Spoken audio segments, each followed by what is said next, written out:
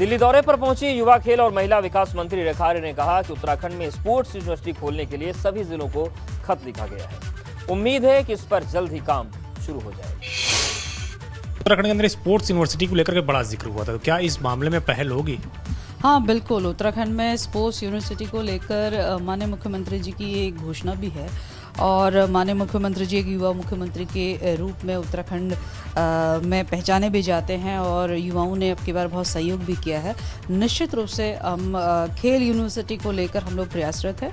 अभी भूमि चयन की प्रक्रिया गतिमान है और मैं उम्मीद करती हूँ कि इसमें सफलता मिलेगी और बहुत जल्द जो है उत्तराखंड अपना स्पोर्ट्स यूनिवर्सिटी जो है वो ज़रूर देखेगा। भूमि चयन की प्रक्रिया बताया कि गतिमान है, तो कहाँ पे बनवाने की योजना है? देहरादून में, हरिद्वार में या फिर किसी अन्य जगह पे? देखिए, फ़िलहाल तो हम लोग भूमि चयन की प्रक्रिया हमें जहाँ से भी हमें जनपदों से प्राप्त होती है, अभी सभी जनपदों को चिट्ठियाँ गई हैं और शासन स्तर पर चिट्ठियाँ भेजी गई हैं हमारे ही निर्देशों पर और उसके लिए लगभग 100 एकड़ की ज़मीन की रिक्वायरमेंट है। तो जहाँ से हमें उपलब्ध होगी उसकी सभी चीज़ों को परीक्षण करते हुए उसके बाद में हम अन्य कदम की ओर आगे बढ़ेंगे। लेकिन भूमि चयन चाहे आपके हमारे देहरादून जनपद में मिले, हमारे उधम सिंह नगर में मिले, हमारे हरिद्वार में मिले, हमारे नैनीताल में मिले अथवा पहाड़ के किसी भी जनपद में मिले, जहां मिलेगा वहां उसके लिए हम जो है प्रयास करेंगे।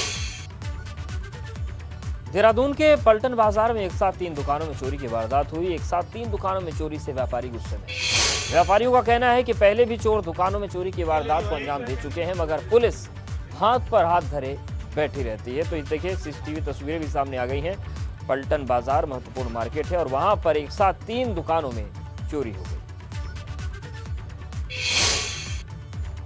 उधर हरिद्वार के लक्सर में पुलिस ने ट्रैक्टर चोरी मामले में बड़ा खुलासा किया है। पुलिस ने मुखबिर की सूचना पर चोरों को घेर लिया। इस दौरान एक चोर मौके से फरार हो गया, जबकि एक को पुलिस ने चोरी के ट्रैक्टर के साथ गिरफ्तार कर लिया। पकड़े गए आरोपी की निशानदेही पर 3 ट्रॉली और 1 ट्रैक्टर बरामद कर लिया गया।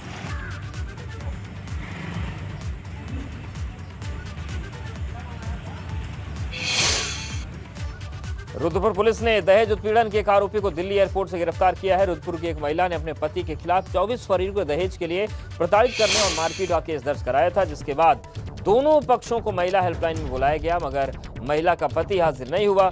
इस बीच पुलिस को सूचना मिली कि महिला का पति विदेश भागने के फिराक में है। सूचना पर पुलिस ने उसे गिरफ्तार कर लिया।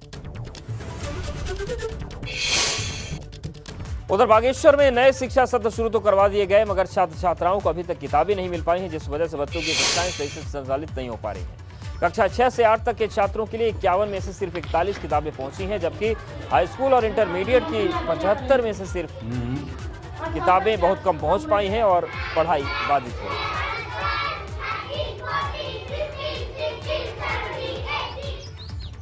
प्राइमरी से लेकर और अपर प्राइमरी में हमारी 52 किताबें हैं, उनमें से 41 किताबें हमारे पास पहुंच गई हैं।